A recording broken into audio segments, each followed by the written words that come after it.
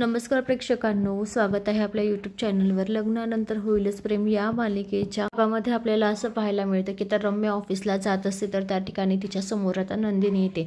तर रम्या म्हणते की काय तुझी बहीण झोपली ना, तिला झोपूनच राहू दे. ती झोपलेली असले ना आणि तिला झोपूनच राहू दे, तोपर्यंत मी माझी बाजी मारून येते. तुझ्या नाकावर टिचून तुझ्या बहिणीचा नवरा मी घेऊन जाते की नाही बघच तू आता.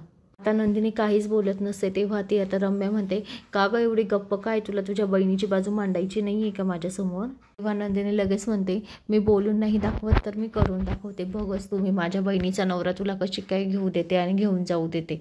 माझ्या बहिणीचा नवरा हा माझ्या बहिणीचाच नवरा राहील. मंडळी आता रम्याला एवढा राग येतो की रम्या आता तिथून निघून जाते रागारागामध्ये.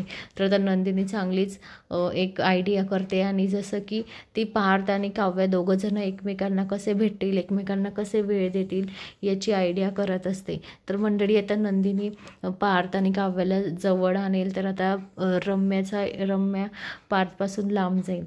तर मंडळी अशाच मालिकेच्या नवनवीन अपडेटसाठी चॅनलला लाईक आणि सबस्क्राईब करा, शेअर करायला विसरू नका. धन्यवाद.